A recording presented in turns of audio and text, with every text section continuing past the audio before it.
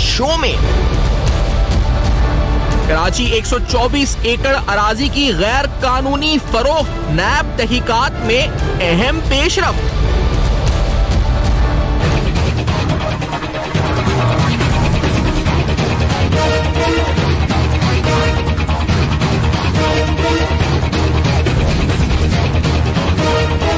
जमीन की मुबैना बंदरबाट, commander builder से नैब की तफ्तीश, बयान कलमबंद।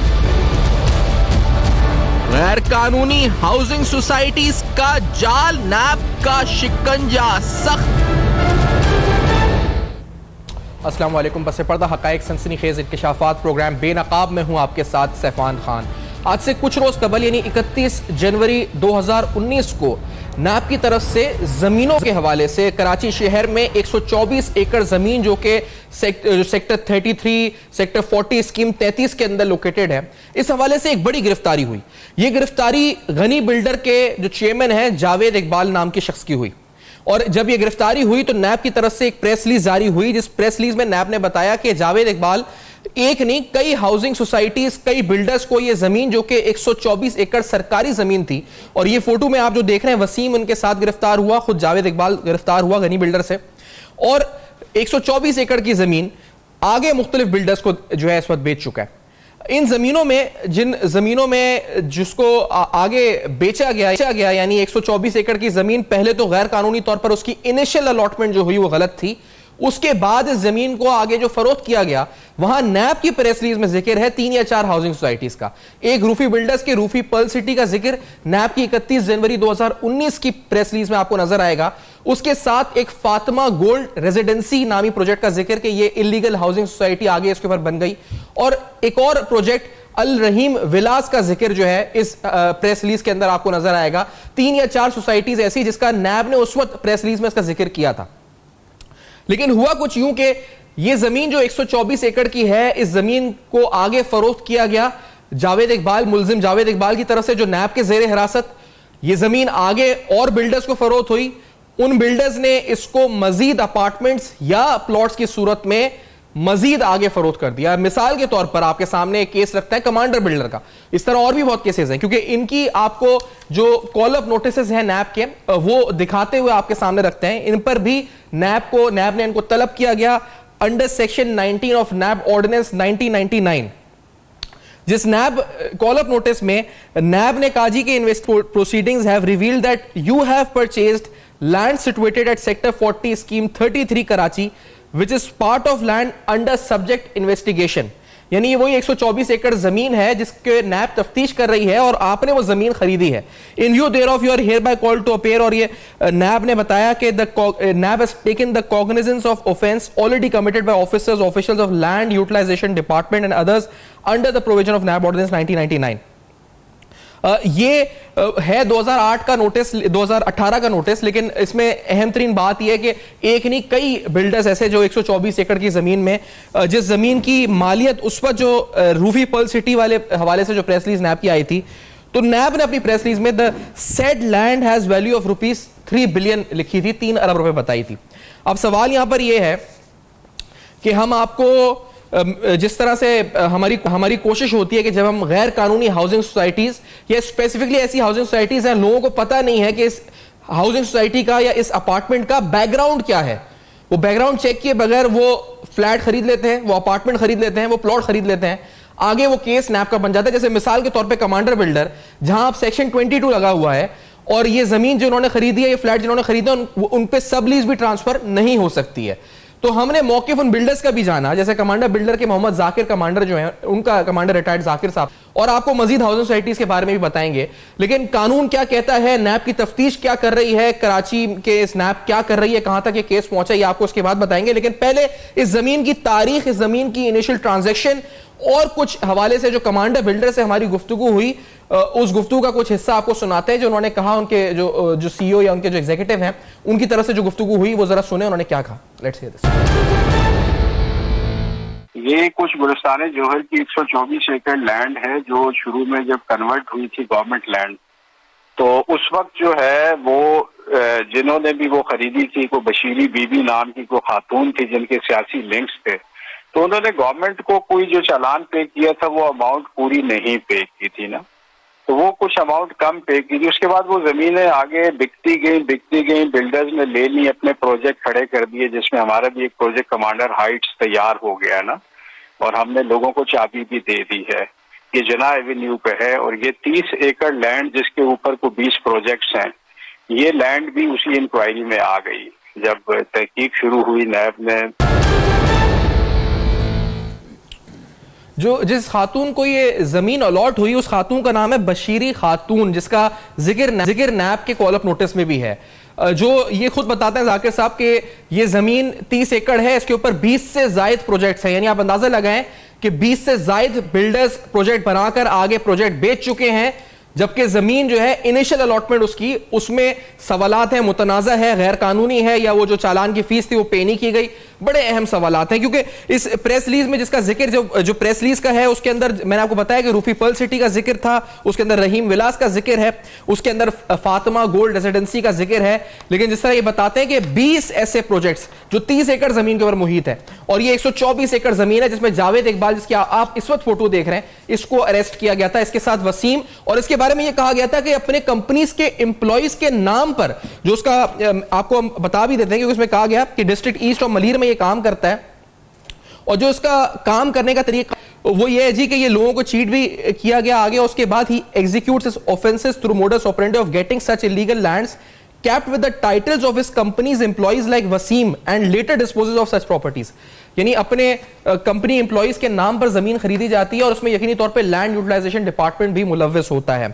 फिर हमने मजीद गुफ्तगू में जाकिर साहब से भी कमांडर हाइट के हवाले से पूछा कि ये जो अलॉटमेंट्स हुई हैं उनको क्या सबलीज हुई है नहीं हुई, वो जो आगे अलॉटमेंट जो अलॉटीज हैं उनका क्या सिचुएशन है, नैब की तफ्तीश में उनसे क्या पूछा गया है, नैब से क्या सवाल जवाब उनके हो रहे हैं, तो उनका क्या कहना था, ये उनका मौकिफ है, ये भी हम जरा सुन लेते हैं। जो लोग अभी इस प्रोजेक्ट में जिन्होंने इन्वेस्ट किया हुआ है, जिसमें कमांडर बिल्डर और उनके क्लाइंट्स भी शामिल हैं, क्योंकि हमारा भी एक प्रोजेक्ट इसी लैंड में आता है ना, तो इसको इन्वेस्टिगेट किया जाए। इसके लिए फिर मुझे भी बुलाया था और उन्होंने मुझे, ये जो अराजी हमने यहाँ पे खरीदी थी उस वक्त 10,000 रुपए गज इसकी वैल्यू थी ना, जब हमने खरीदी थी, तो उसके बाद वैल्यू बढ़ती गई। नहीं, दस्तावेजात तो इधर सेक्शन 22 नैब ने लगाया हुआ है ना। अब सेक्शन 22 में ये ट्रांसफर अभी नहीं हो सकती जब तक नैब क्लियर नहीं करेगा ना, तो ये ट्रांसफर लैंड उस वक्त होगी, लोगों के नाम पे सबलीज होगी जब ये नैब से क्लियर हो जाएगा। अब यहां मसला ये है जी कि इस वक्त कौन गलत है, गलत इस चेन के अंदर कौन है? बशीरी खातून है जिन्होंने ये जमीन खरीदी या गलत खरीदी और गवर्नमेंट लैंड को कन्वर्ट कराया, गलत उसके बाद जावेद इकबाल है जिसने आगे उस जमीन को खरीद कर बिल्डर्स को बेचा, या गलत ये बिल्डर्स हैं जैसे मिसाल के तौर पर कमांडर हाइट्स है, रूफी बिल्डर्स या दीगर हैं जिन्होंने वहां पर आगे प्रोजेक्ट को बनाकर अलॉटीज को बेच दिया, या वो बेचारा कंज्यूमर गलत है, आम आदमी है जो अपनी जमा पूंजी से उस अपार्टमेंट को खरीदने गया और उसने अपनी पूरी जिंदगी की जमा पूंजी इस 124 एकड़ जमीन के ऊपर लगा दी। कौन गलत है ये इस पूरी चेन के अंदर, ये सवाल। लेकिन इससे पहले, इस सवाल से पहले चेयरमैन नैब का अज़म, मैं आपको चले इस ब्रेक के बाद बताऊंगा कि चेयरमैन नैब के अज़म करते हैं इस हवाले से, हाउसिंग सोसाइटीज के हवाले से। शॉर्ट ब्रेक ओवर हियर, और नैब के कवानीन क्या कहते हैं और जो लोग गहरी नजर रखते हैं कराची में इन स्कैम्स के ऊपर वो क्या कहते हैं, ये भी आपको सुनवाएंगे after this very short break. हमारे साथ रहिए।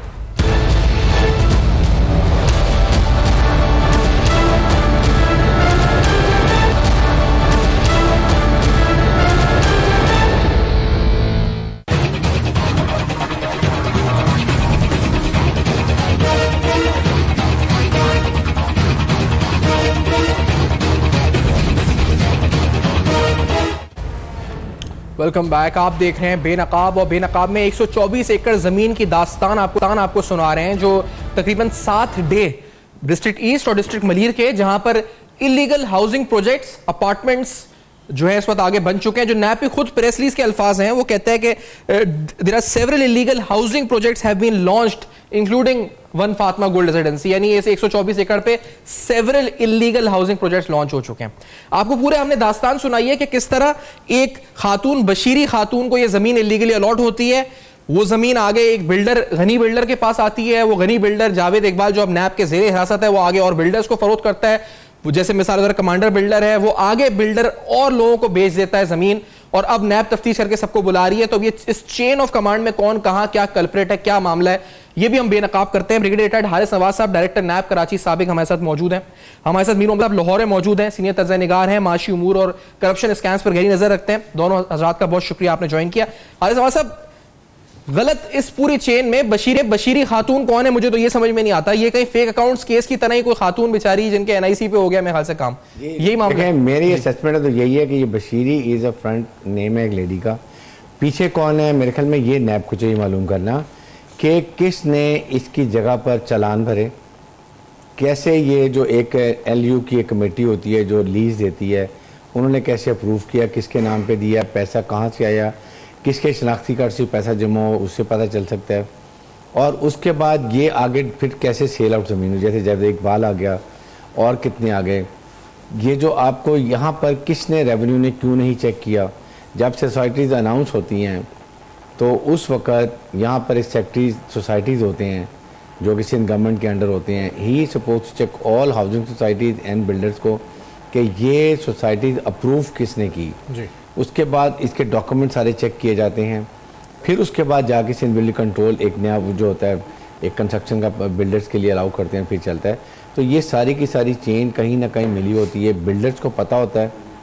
क्योंकि जब ये ज़मीन अलॉट होती है, मिलती है, तो उसके बाद होता ये है कि जिस तरह ये बशीरी के नाम पर थी तो उससे आगे आपको पूरा रेवेन्यू रिकॉर्ड होता है कि ये गवर्नमेंट लैंड है, किसको लीज पर अलाउड है 99 ईयर्स के लिए, आगे कैसे निकली, और ये प्रॉपर तरीके से माइक्रो तक बनी होती है इसकी। हाँ सर, क्योंकि यहाँ पे बड़ी इंपॉर्टेंट बात है, हम जो जाकिर साहब हैं इनका हमने ओपिनियन भी लिया, मौक़िफ़ जो लीगल एक तरीका हमारा एथिक्स के हिसाब से, और हम ये भी नहीं कि हम उनके खिलाफ स्पेसिफिकली, तमाम जिनको ज़मीन अलॉट हुई है वो भी ये कहते हैं जाकिर साहब कि उनकी गलती ये नहीं है क्योंकि ये जमीन इनिशियल अलॉटमेंट इसकी गैर कानूनी है, नैब उसकी तफ्तीश कर रहा है, हम तो खुद विक्टिम है जो हमें थर्ड पार्टी इंटरेस्ट क्रिएट हो गया है, उसको क्लैरिफाई करने के लिए नैब की इन्वेस्टिगेशन की तरफ हमारी नजर है जो 3-4 महीने में हल हो जाएगा मामला। देखें, बात यह है कि बिल्डर्स को पता होता है, इनको पहले तो ये चेक करें कि इन बिल्डर्स ने जावेद इकबाल से ज़मीन क्या मार्केट प्राइस पे ली है और सस्ती ली है।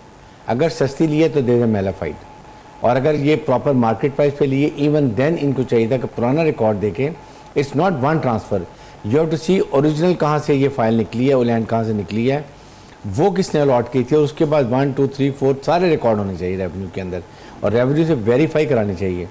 उसके बाद ये सेल सर्टिफिकेट वगैरह निकलते हैं और फिर पता चलता है।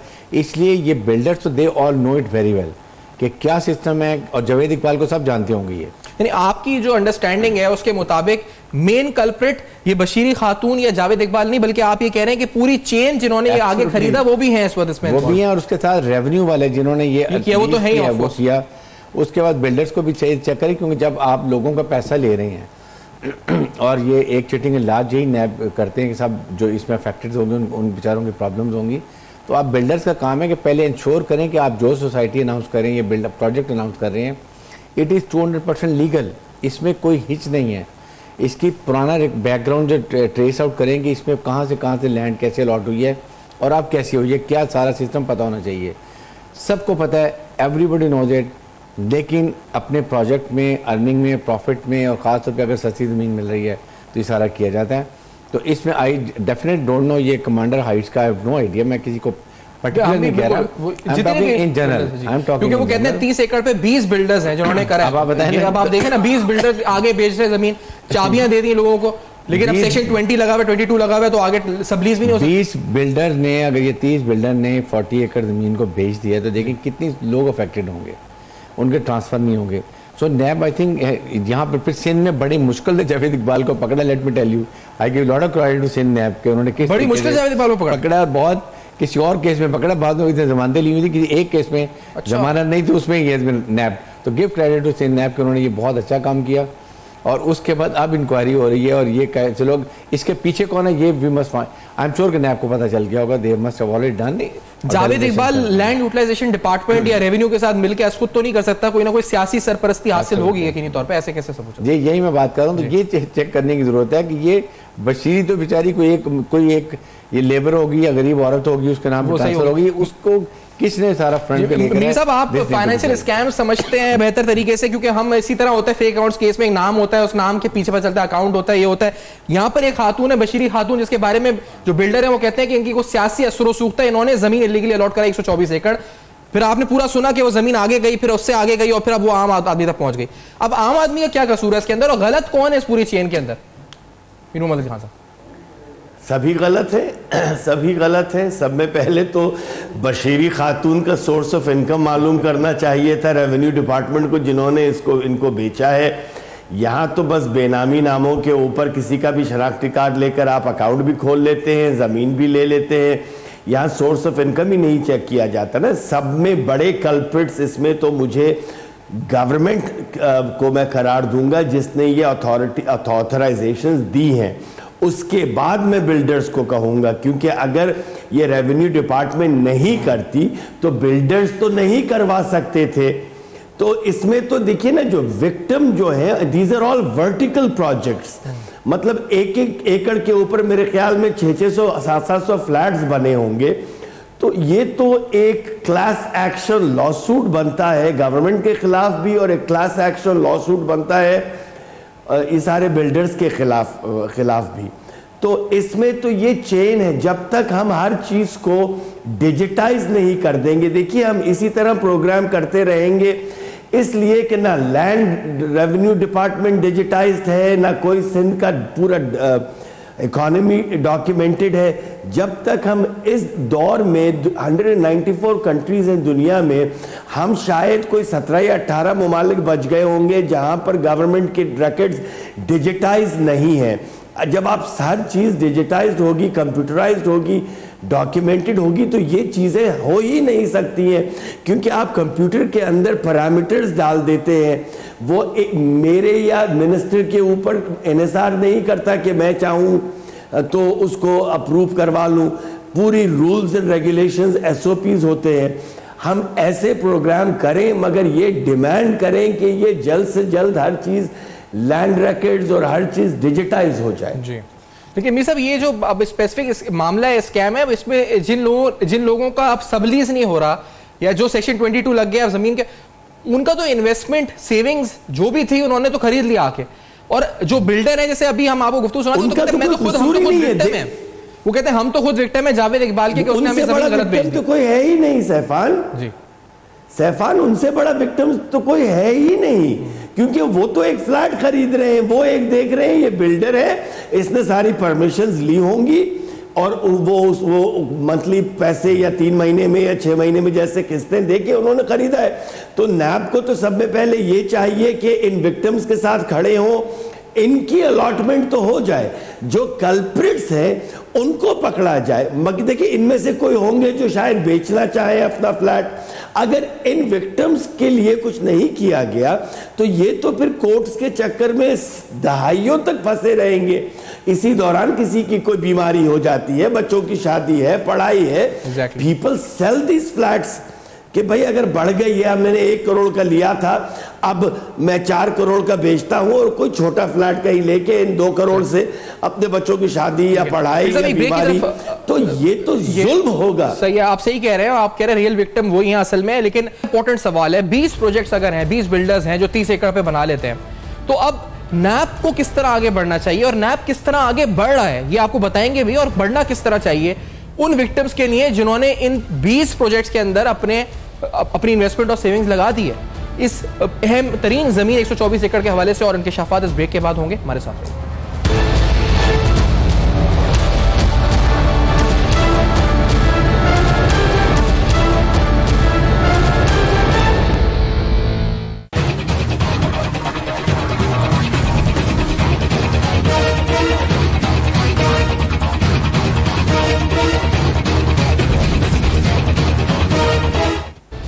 Welcome back. आप देख रहे हैं बेनकाब, और बेनकाब में अहम तरीन सवाल उठा रहे हैं कि एक जमीन 124 एकड़ की किस तरीके से एक खातून खरीदती हैं लीगली और फिर उसके बाद वो ट्रांसफर करती हैं आगे एक बिल्डर को, वो बिल्डर आगे उसको बेचता है मजीद बिल्डर्स को। 30 एकड़ के ऊपर 20 प्रोजेक्ट्स बन जाते हैं बकौल खुद बिल्डर के, और फिर नैब तफ्तीश करती है। पूरी चेन है इस पर, और जहां एक आम आदमी जिसकी जमा पूंजी ऐसे प्रोजेक्ट से फंस जाती है, ना वो उस जमीन को ट्रांसफर कर सकता है, ना वो सबलीज पे अपने नाम करा सकता है, उसकी सेविंग्स, उसकी इन्वेस्टमेंट सबकी सब जो एस्पत है वो ऐसे प्रोजेक्ट्स की जो है वो नजर हो जाती है। चेयरमैन नैब एक अज़म का इजहार करते हैं, मैं बार बार जिक्र करता हूं उस अज़म का, और तवक्को हम रखते हैं जी कि रहें, लेकिन वो क्या कहते हैं पहले हम आपको सुनाते हैं, फिर उसके बाद इस पर्टिकुलर प्रोजेक्ट के हवाले से बात करते हैं। क्या कहना है chairman NAB? Let's hear this. आखिरी इनिंग में खेल रहा हूँ, मैं चाहता हूँ कि ये यादगार इनिंग रहे। कुछ लोगों के खिलाफ एक्शन ज़रूर लिया, और वो भी जो निजी हाउसिंग सोसाइटीज़ हैं उनके खिलाफ बिल्कुल एक्शन लिया। ये मैं आप सबको यकीन दिलाता हूँ कि आप दुनिया के किसी गोशे में भी चले जाएं, नैब आपका पीछा करेगा और नैब आपको वापस लाएगा, और लोगों की जो लूटी हुई दौलत है वो उन लोगों तक पहुँचाई जाएगी। वो कहते हैं ना डॉक्ट्राइन, वो आर्मी चीफ के साथ लफ्ज जोड़ दिया जाता है। तो जस्टिस जावेद इकबाल साहब का एक डॉक्ट्राइन जो मैंने फॉलो किया नैब को अब तक, वो इलीगल हाउसिंग सोसाइटीज है। वो बड़ा इस पर फोकस रहे हैं, बिलखुसूस साबका चेयरमैन जो गुजरे हैं उनकी बनिस्बत। हाउसिंग सोसाइटीज हारिस नवाज साहब, इतना करने के बावजूद, इतना सब कहने के बावजूद, आर यू राइट, जैसे ये प्रोजेक्ट है, लोग किधर जाएं, किसके पास क्या बोले जाके? देखें जी, एक तो इंक्वायरीज होती है, नैब इज डूइंग डेफिनेटली बहुत अच्छा काम कर रहे हैं। सेकंड, इसको लेजिटिमाइज कैसे करना है, इसको सिस्टम को कैसे ठीक करना है, ये भी नैब का काम है कि ये प्रोविंशियल गवर्नमेंट को, फेडरल गवर्नमेंट को रिकमेंड करें स्ट्रांगली कि आपने कैसे इसको कंप्यूटराइज करना है। वो पुराना जो लट्ठा सिस्टम होता था वो ख़त्म करें फॉर गॉड सेक। इनके ये तपेदारों को और उसके बाद गिरदावर और ये तहसील सिस्टम ख़त्म करें, कंप्यूटराइज करें और उसके बाद डिजिटाइज करें ताकि कोई भी गलत ना हो, किसी के साथ ना इंसाफ़ी ना हो, और एक सिस्टम इवॉल्व कर दें। वो हम अभी तक नहीं कर सके इसलिए कि वो सबको बेनिफिट होता है चेन में अगर ये सिस्टम इसी तरह बग्ड रहेगा। तो एक तो इसको करने की ज़रूरत है। फिर उसके बाद नैब का काम है टू रिकवर द मनी। क्या हम अभी तक ये कर सके हैं जो कि करना चाहिए था? इसमें एक्चुअली सुप्रीम कोर्ट ने भी प्रॉब्लम डाल दी नैब को कि वॉलंटरी रिटर्न एक ख़त्म कर दिया है जिस पे लोग पैसा दे देते थे। अब अगर प्ली बैन कोई करता है तो वो ज़ाहिर है उसको और सजाएं मिल जाती हैं, पैसा तो चला जाएगा, आइंदा के लिए गवर्नमेंट ऑफिसर्स की जॉब चली जाएगी, ख़त्म हो जाएगी। तो ये चीज़ें भी ठीक करने की ज़रूरत है। और साथ ही साथ अभी तक देखें, आप चाहे नवाज शरीफ साहब का ले लें, पीपल्स पार्टी का ले लें, ओमनी ग्रुप ले लें, आहद चीमा लें, आप उसके बाद फवाद हसन फवाद लें, ख्वाजा साद रफीक लें, किसी से हमने एक पैसा भी रिकवर नहीं किया। It's a big money. अगर आप ये 15-20 बिलियन डॉलर इन सब से रिकवर कर लेते हैं, I think we revive our economy. और इसमें नैब को हमेशा लोग याद रखेंगे। इसलिए मैं कहता हूँ कि कोशिश ये होनी चाहिए कि नैब जब रिमांड लेता है उस दौरान में पैसा रिकवर करें, प्ली बार्गेन करवाएं, और इसके बाद पैसा बताएं लोगों को कि ये नैब काम कर रही है। अच्छा, इसमें कितनी इकोनॉमिक एक्टिविटी मीर साहब? ये तो हम जो देख रहे हैं कि 3 अरब रुपए नैब की प्रेस रिलीज में इनिशियली लिखा गया था, और ये 3 अरब रुपए जो लिखा गया था ये एक मखसूस हिस्से के लिए लिखा गया था, लेकिन ये सिर्फ 30 एकड़ पे 20 प्रोजेक्ट्स हैं, टोटल 124 एकड़ है। आपको कितना लगता है ये कितना बिलियंस ऑफ रुपीस का मामला बन चुका होगा? जब प्रोजेक्ट बन जाता है, आगे बिक जाता है, तो नैब अगर बनाए तो कितना, क्योंकि आप फाइनेंशियल आपकी साइड है, एक्सपर्टीज है जी, कितना आपको लगता है इकोनॉमी क्रिएट हो रही होगी इस मामले में? सैफान, एक बिल्डिंग में कम से कम 200 से 250 तो फ्लैट्स होते हैं। अगर 30 से 40 लाख रुपए का भी फ्लैट है अगर एक के अंदर, और आप 20 से मल्टीप्लाई करें तो we are talking about hundreds of billions of rupees. अगर हम उसकी करंट वैल्यू तो नहीं लगा सकते क्योंकि वो बिका जिस प्राइस पे है उस पे हमने लगानी पड़ेगी। ये 3 अरब तो कोई चीज़ नहीं होंगे मेरे ख्याल में, तो this would be at least 110 billion rupees. और ये सब में पहले तो देखें ना, अब ये जो जैसे हारिस भाई ने कहा कि बिल्कुल सही है कि जब तक हम रिकवरी नहीं करेंगे, हम कोई मुल्क को फ़ायदा उतना डायरेक्टली नहीं पहुंचा रहे हैं। जो इकोनॉमी को नुकसान हुआ है उसका तदारुक अगर करना है तो आप प्ली बार्गेन्स करके छोड़े नहीं। पूरी दुनिया में प्ली बार्गेन होता है, मगर वो 20 साल की सजा 6 साल की हो जाती है। सजा यकीनन होती है, वो 20 साल की सजा 6 साल की होकर उसके ऊपर जितना ज्यादा वो पैसे वापस करता है उतनी सजा कम होती है। हमारे यहाँ पैसे वापस करना ऐसा है कि जी आपने पैसे वापस किया तो आपकी प्रोसिक्यूशन नहीं होगी। आप जब अपनी प्रोसिक्यूशन स्ट्रांग रखेंगे तो दुनिया का कोई बिजनेसमैन नहीं है जो ये कहेगा कि जी मैं जेल में 15 साल गुजार